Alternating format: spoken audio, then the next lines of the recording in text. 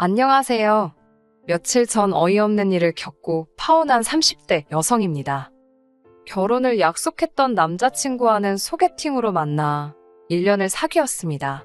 사귀는 동안 술, 담배, 여자 이런 걸로 사람 속 썩이는 거 없는 깔끔한 사람이었어요. 착실하게 직장 생활하는 평범한 회사원이었고 여러 가지로 모난 구석이 없어서 결혼 상대로 딱이다 싶었네요. 하지만 결혼은 진짜 남자고 여자고 당사자만 멀쩡해서 되는 게 아니라는 그 말이 정말이네요. 남자친구에게는 4살 어린 여동생이 있어요. 남자친구와 제가 사귀기 시작했을 당시만 하더라도 대학교를 졸업한 뒤 모 회사에서 계약직으로 일하고 있었지요. 그런데 어이없을 만큼 남자친구의 여동생은 취직이 되질 않았습니다. 정확히 말하면 인턴도 하고 계약직으로도 잘 취직이 되었는데 거기까지가 끝이었달까요? 물론 회사마다 방침도 다를 거고 제가 신경 쓸 일은 아니었지만 남자친구 여동생 하나만 놓고 보자면 얼굴도 예쁘장하게 생겼고 같이 대화를 나눠봐도 멍청한 사람은 아니었거든요. 지 오빠, 그러니까 제 남자친구처럼 어디 하나 모난 구석이라곤 없어 보였는데 어째서 인턴만 하고 땡, 계약직 기간만 끝나면 땡, 하다못해 아르바이트도 3개월을 넘기지 못하고 잘리는 일이 다반사였으니 거참 이상하대요. 하지만 돌이켜 생각해보니 제가 그 당시엔 남자친구의 여동생을 제대로 겪어본 적이 없었더군요. 남자친구 동네에서 데이트를 하다 2번 마주치고 이후로 결혼 이야기가 나오기 시작할 때까지 식사도 한 2번 해본 게 전부였으니까요. 그러니 외적인 면을 제외하고는 남자친구의 여동생이 어떤 사람인지 제대로 파악하지 못하고 있던 거였지요. 한편 남자친구와 마찬가지로 저에게도 나이 차이가 제법 나는 여동생이 한 명 있습니다. 저와는 4살 차이였는데 남자친구가 저보다 나이가 많았으니 계산해보면 남자친구가 나이가 제일 많고 그 다음이 저, 그리고 제 여동생, 그리고 남자친구의 여동생 순이에요. 아무튼 제 여동생은 그래도 알만한 사람은 다 아는 대기업에 다니고 있어요. 워낙에 어려서부터 똑부러지고 야무지더니 대학교를 졸업하기도 전에 떡하니 회사까지 합격을 하더라고요. 이렇게 사연을 쓰면서도 어이가 없지만 남자친구 여동생과 제 여동생의 문제로 파혼을 하게 될 줄은 상상도 못했습니다. 일이 시작된 건 남자친구와 제 사이에서 결혼 이야기가 슬슬 나오기 시작할 때였어요. 하루는 만나기로 한 곳에 먼저 도착한 제가 남자친구를 기다리고 있었는데 저쪽에서 정말 입이 귀에 걸리도록 싱글벙글 웃으며 남자친구가 오더라고요. 무슨 좋은 일이라도 있냐고 물으니 자기 여동생이 대기업 인턴에 합격을 했답니다. 어디냐고 물으니 제 여동생이 다니던 회사였어요. 심지어 부서도 같은 부서더라고요. 그렇지 않아도 며칠 전에 여동생이 지나가는 말처럼 자기 부서의 여직원인지 인턴인지 한 명이 새로 온다며 언제 가르치나 걱정을 했었거든요. 그게 남자친구의 여동생일 줄은 상상도 못했고요. 남자친구가 기뻐하니 저 역시 반가운 마음에 여동생에게 연락을 했습니다. 언니, 남자친구의 여동생이라니 제 여동생은 심란한 모양이더라고요. 어떻게 보면 사돈될 사이인데 회사에서 선후배 사이로 얽히는 게 불편할 것 같다면서요. 여동생의 말을 듣고 나서야 그럴 수도 있겠구나 싶어서 괜히 말했나 싶고 미안해지더군요. 하지만 곧이어 동생이 누가 오건 간에 일만 잘하면 문제 될 건 없겠지라며 저더러 너무 신경 쓰지 말라고 했습니다. 자기가 신경 많이 쓰겠다면서요. 남자친구도 남자친구대로 어머님과 자기 여동생에게 제 여동생이 같은 회사에 다니고 있다는 소리를 했던 모양입니다. 그러자 어머님께서 너무 잘 됐다며 저를 한번 데리고 오라셨대요. 저는 그때만 해도 어쨌든 그래도 사돈 될 사람이 있다고 하니까 남보다는 낫겠다 싶어서 다행이다 싶으신가 보다. 뭐 그렇게 단순하게 생각했어요. 그리고는 그 주 주말에 남자친구 본가에 내려갔지요. 참고로 서울에서 1시간 정도 걸리는 곳입니다. 그렇게 남자친구 집에 도착했어요. 저 때문만은 아니겠지만 그래도 저랑 남자친구가 온다고 그래서인지 점심상에 신경 써주신 게 보이더라고요. 감사한 마음으로 맛있게 먹고 후식으로 제가 사간 케이크를 먹으며 이런저런 대화를 나누기 시작했습니다. 아무래도 결혼 이야기가 오가기 시작한 상황이었으니 상견례 전에 집이라던가 혼수라던가 서로 가볍게 아이디어를 주고받는 시기였거든요. 그런데 어머님께서 무슨 할 말이라도 있으신 듯 한참 뜸을 들이시더니 저에게 부탁 하나만 하면 안 되겠냐 하셨습니다. 제가 말씀해 보시라 하니까 전 안 차할 건 알지만 그래도 꼭 좀 들어줬으면 좋겠다고 소위 밑밥을 있는 대로 까시더라고요. 어머님께서는 남자친구 여동생 이야기를 꺼내시면서 혹시 인턴 계약 기간 2달 동안 저와 여동생이 사는 그 집에 남자친구 여동생도 같이 데리고 있을 수 있겠냐고 물어보셨습니다. 생각지도 못한 어머님의 말씀에 저는 무척 당황했지요. 기간이 짧다 보니 어디 월세를 구해줄래도 마땅치가 않다고 하시면서 같은 여자고 회사도 갔다 하니 당신이 걱정 없이 믿고 보낼 수 있겠다며 어떻게 좀 안 되겠냐 하셨습니다. 한 달에 20만 원 정도는 낼 수 있을 것 같다고 덧붙이시면서요. 솔직히 불편할 걸 생각하면 20만 원은 택도 없는 금액이었지만 그 자리에서 싫다 하기도 난처했고 아무튼 저 혼자 결정할 수 있는 일이 아니라서 시간을 달라 했습니다. 저도 동생과 상의를 해봐야 할 것 같다고요. 어머님께선 거의 된 거나 마찬가지인 것처럼 좋아하셨는데 어찌나 불편하고 부담스럽던지요. 집으로 돌아오는 길에 남자친구에게 어머님께서 이런 이야기 하실 거를 알고 있었냐 물으니 솔직히 예상은 했는데 진짜로 물어보실 줄은 몰랐다는 앞뒤 안 맞는 소리나 하더라고요. 이미 들은 걸 따져서 뭐하나 싶다가 문득 남자친구랑 사는 건 안 되나? 그런 생각이 들었어요. 남자친구도 자취 중이었으니까요. 그런데 남자친구 말이 아무리 그래도 남녀 7세부 동석이라는데 어떻게 여동생이랑 원룸에서 같이 지내냐입니다. 아니 남자친구 말이 아주 틀린 건 아니었지만 이러지도 저러지도 못하는 이 상황이 어찌나 답답하던지요. 그렇게 집에 도착하니 여동생이 야식 먹고 싶어서 안 자고 기다렸다며 현관을 열어주더라고요. 하지만 곧이어 잿빛으로 변한 제 얼굴을 보고는 예비 시댁에서 안 좋은 소리라도 들었냐며 걱정을 해주었습니다. 저는 어머님으로부터 들은 이야기를 솔직하게 털어놓았어요. 그러자 여동생도 잠깐 난처한 표정을 짓더니 2달만 있으면 되는 거냐고 되묻더라고요.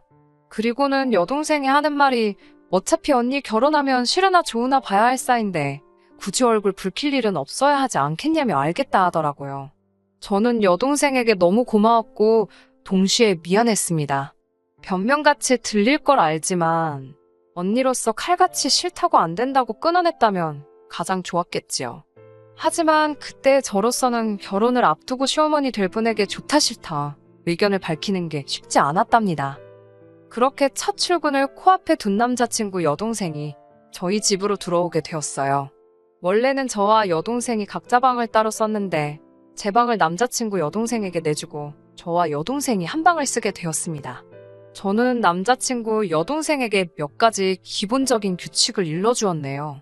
절대 방 안에 있는 물건에 손대지 말고 전자담배라도 집안에서는 흡연하지 말라고요. 야근이 잦은 제 동생은 정말 집에서 거의 잠만 자다시피 하기 때문에 그 시간만큼은 조용히 해줘야 한다는 것도요. 정말 기본적이고 상식적인 것들 뿐이었어요. 하지만 남자친구 여동생은 제가 생각했던 것과는 달리 아주 개차반이 따로 없대요. 처음 이사 오고 이튿날 친구들을 만난다며 나가더니 새벽 3시가 다 되어서야 기어 들어오더라고요. 말 그대로 고주망태가 되어서 네 발로 들어왔습니다. 당연히 저도 제 여동생도 잠을 설쳤고 있는 대로 예민해졌지요.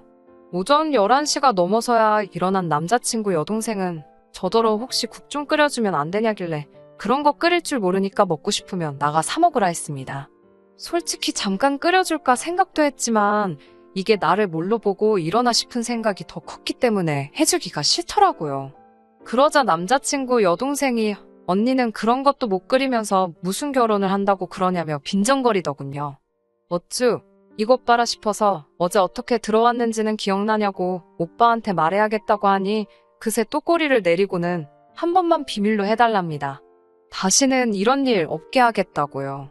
저는 아가씨가 어떻게 살든 간섭할 생각은 없지만 최소한 지켜달라 한 건 지켜달라고 한 번 더 확실히 일러두었지요.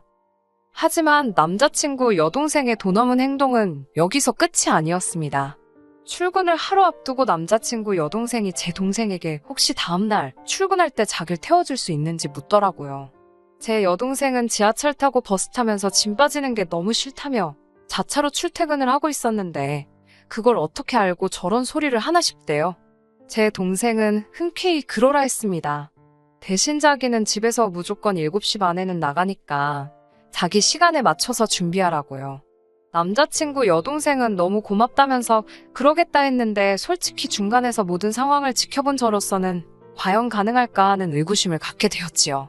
며칠 안 되는 짧은 시간이었지만 남자친구 여동생이 좋게 말해 느긋하고 솔직히 말해 게으르다고 느끼던 차였으니까요.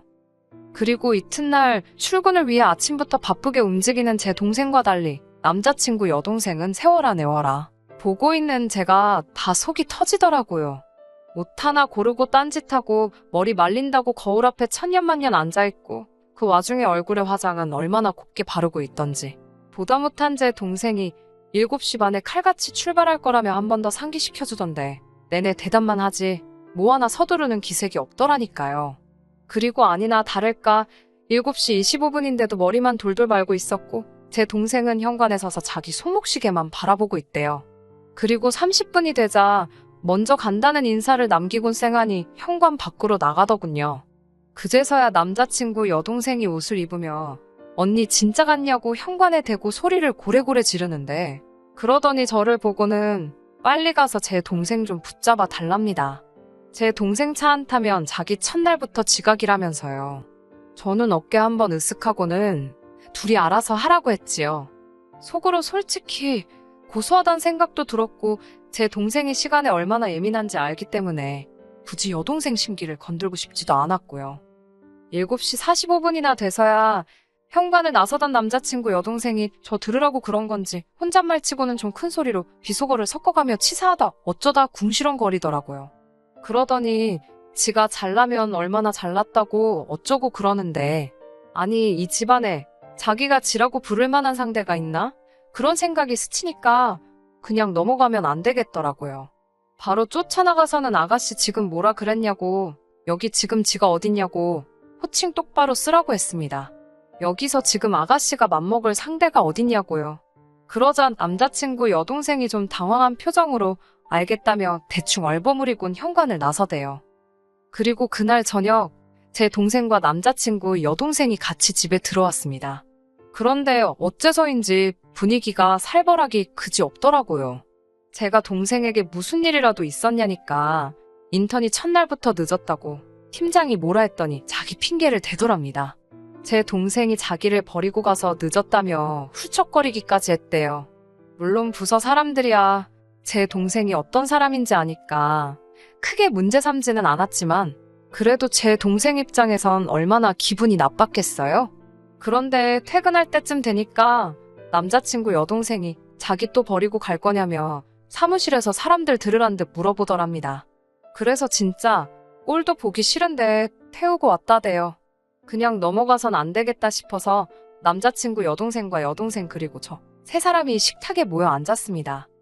2년도 아니고 2달만 같이 사는 거라 적당히 서로 배려하고 지내면 될 줄 알았는데 이렇게 일주일도 안 돼서 잡음이 나오니 앞으로 얼마나 고생스러울지 걱정이 된다고 이야기를 시작했어요. 다 큰 성인들이니까 상식과 매너를 지켜줄 거라 믿지만 그래도 일단 시간 약속은 반드시 지켜달라고 했지요. 시간 약속 가지고 한 번이라도 더 말이 나오면 특히 아가씨는 다시 본가로 내려가던지 나가서 따로 방을 구해야 할 거라고요. 그러자 남자친구 여동생이 한다는 소리가 그런 게 어딨냐고 제 동생이 잘못하면 제 동생이 쫓겨나야 된답니다. 어이가 없어서 여기는 원래 저랑 제 동생이 살던 집이니까 아가씨가 맞춰줘야지 왜 제 동생이 나가냐고 그럴 일은 없다고 했어요. 하지만 남자친구 여동생은 계속해서 그래도 앞으로 2달간은 자기까지 셋이서 살기로 했으니 제 동생이 잘못하면 제 동생이 나가는 게 맞다나요. 제가 말도 안 되는 억지 쓰지 말라고 남자친구 여동생 말을 끊었습니다. 두 사람 다 성인인 만큼 서로 배려하고 약속 잘 지키라 한 번 더 당부를 했고 이 정도면 둘 다 특히 남자친구 여동생이 알아들어 먹었을 거라 생각했어요. 제 동생이 그토록 출근 시간에 예민한 건 회사가 크고 좋은 만큼 유능한 직원들도 많아서 그 사이에서 돋보이기가 어렵다고 하더라고요. 승진할 자리는 적지 일 잘하는 사람은 많지. 그렇다 보니 결국 작은 실수에서 판가름이 나곤 한다며 그래서 출근 시간 같은 것도 허투루 지나칠 게 아니라고요. 게다가 남자친구 여동생의 경우 인턴이지 않냐, 인턴이 지각을 한다는 건 정규직은 아예 관심이 없다는 걸로 보일 뿐이라며 저더러 주의를 좀 주랍니다. 자기가 말하면 보나마나 곱게 듣지 않을 거라면서요. 하지만 그런 이야기를 해주면 뭐하나요?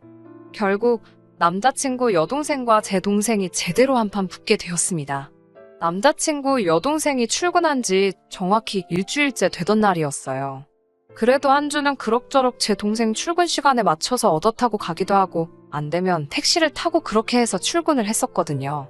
그런데 돌아온 월요일 아침 출근 준비로 바쁜 제 동생과 달리 남자친구 여동생은 천하태평 한밤중이더군요. 제가 무려 6번이나 깨웠는데도 알아서 한다며 내버려 두랍니다. 전날이 주말이라고 토요일 일요일 전부 다 술이 떡이 돼서 들어온 건 뭐 말하지 않아도 예상하셨으려나요. 결국 알아서 한다던 남자친구 여동생은 8시가 넘어서야 일어났습니다. 그것도 제가 마지막이다 생각하고 한 번 더 깨워서 일어난 거예요. 시간을 보더니 혼자 요글요글 하고 돌아다니더군요. 집안에 사람이라곤 지하고 나밖에 없는데 이건 뭐 혼잣말도 아니고 어찌나 신나게 욕을 해대던지 진짜 제 귀가 다 썩는 것 같았습니다. 제가 말 조심하라고 욕하고 싶으면 밖에 나가서 혼자 하라니까 이게 다 저 때문이래요. 제가 제대로 안 깨워줘서 그렇다며 자기 이제 어떡하냐고 엉엉 웁디다. 황당해서 아가씨가 무슨 애도 아니고 남 탓하지 말고 지금이라도 얼른 준비하고 가라고 그랬어요. 병원을 갔다고 하든 어쩌든 잘 모면할 생각이나 하라고요. 그러면 상식적으로 대충 눈곱만 떼고라도 일단 최대한 빨리 회사에 가야 할 것 아닌가요? 그런데 그 와중에 30분씩 샤워를 하고 얼굴에 그림 그릴 거 다 그리고 보는 제가 다 속이 터지더라고요. 그리고 그날 밤 사단이 벌어졌습니다. 제 여동생 혼자 퇴근했길래 남자친구 여동생은 같이 안 왔냐니까 모른답니다. 그러면서 저더러 그거 완전 또라이라고 욕을 하더라고요. 둘이 또 싸웠나? 애들도 아니고 진짜 왜 이러나 싶고 처음부터 같이 못 산다고 했어야 하는데 이게 다 제 탓 같더군요. 그런데 저녁 9시가 다 되어갈 무렵 남자친구 여동생과 생각지도 못한 한 사람이 같이 집 안으로 들어왔습니다. 어머님이셨어요. 어머님께서 제 여동생을 보더니 어른이 왔는데 인사도 할 줄 모르냐며 아가씨가 우리 딸을 그렇게 무시하고 그랬냐고 삿대질을 해대시더라고요. 놀란 제가 동생 앞으로 나서서는 이게 무슨 행동이냐고 따졌습니다. 왜 남의 동생한테 그러시냐 하니까 니네 둘이 편먹고 우리 딸 괴롭혔냐며 소리를 빽 지르시는 거예요. 어이가 없어서 그게 무슨 소리냐니까 애 출근해야 되는데 깨워주지도 않고 이것도 못하게 하고 저것도 못하게 하고 출퇴근 시간에 일부러 떼놓고 다니고 유치하답니다.